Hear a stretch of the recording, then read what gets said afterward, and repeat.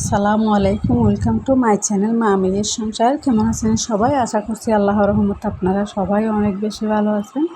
আমিও আলহামদুলিল্লাহ আপনাদের দোয়ায় অনেক অনেক ভালো আছি। তো বন্ধুরা, এখন হচ্ছে সকালের টাইম, পরোটা ভেজে নিয়েছিলাম। এরপর হচ্ছে পরোটা দিয়ে গরুর মাংস দিয়ে সবাই মিলে খেয়ে নিয়েছি। তো এখন হচ্ছে আমি দুপুরে রান্নার জন্য এখানে শিমের বিচি ভিজাতে দিয়েছিলাম। তো দেখতে পাচ্ছেন বিচিগুলো একদম শক্ত ছিল। তো এগুলো হচ্ছে সকাল সকাল ভিজাতে দিয়েছি বলে এরকম শক্ত। আমি হচ্ছে এখানে গরম পানি দিয়ে দিয়েছি। তো গরম পানি দিয়ে ভিজাতে দিলে তাড়াতাড়ি ভিজিয়ে যায়। অন্যদিকে হচ্ছে আমি তরকারি কেটে নিয়েছি। তরকারির মধ্যে ছিল বেগুন, করলা, তারপর হচ্ছে খলা, এরপরে ডাঁটা। তো এগুলো দিয়ে আর হচ্ছে বিচি দিয়ে, কাঁঠালের বিচি দিয়েই রান্না করব। তো এদিকে আমি তরকারি কাটাকাটি করতে করতে আমার খিদে লেগে গিয়েছিল, এই জন্য হচ্ছে আমি 1 কাপ চা বানিয়ে নিয়েছি। আর হচ্ছে একটা রুটি ছিল, তো রুটিটা নিয়ে নিয়েছি। রুটিটা একটু মাঝখানে জ্বলে গিয়েছিল, দেখতে পাচ্ছেন লাল হয়ে গিয়েছে একদম। তো হচ্ছে আমি খাওয়া দাওয়া শেষ করে এরপরে হচ্ছে তরকারিটা বসিয়ে দিয়েছি। এখানে আমি সিমের বিচি আর হচ্ছে কাঁঠালের বিচি এগুলো দিয়ে প্রথমে সিদ্ধ করতে দিয়েছিলাম। সিমের বিচি আর কাঁঠালের বিচি সিদ্ধ হতে অনেকক্ষণ সময় লাগে, এই জন্য এগুলো তাড়াতাড়ি সিদ্ধ হতে দিয়েছিলাম।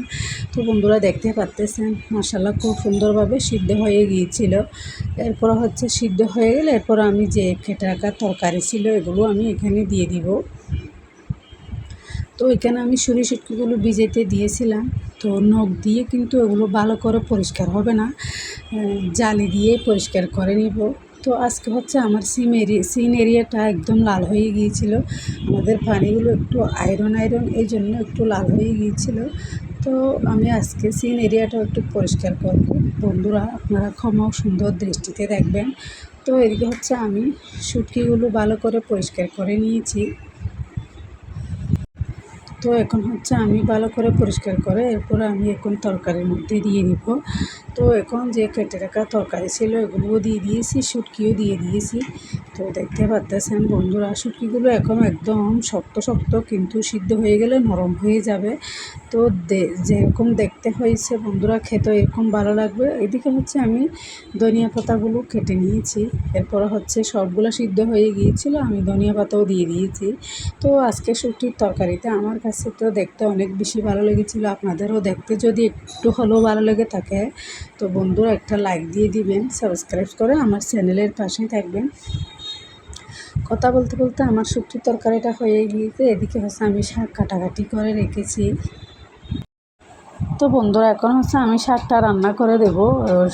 শাকটার জন্য আমি রসুন আর কাঁচামরিচ দিয়ে দিয়েছি। রসুনগুলো একদম ছোটো ছোটো ছিল বলে অনেকক্ষণ সময় লাগে চিলাচিলি করতে।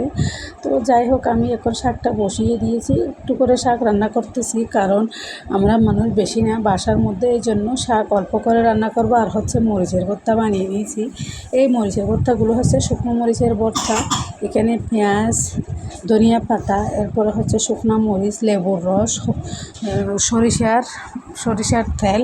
তো এগুলো দিয়ে আমি মরিচের ভর্তাটা বানিয়ে নিয়েছি। দেখতে পাচ্ছেন এখানে যেগুলো রস বের হয়েছিল এগুলো হচ্ছে লেবুর রস। তো রসগুলোও অনেক মজা হয়, একদম টক টক।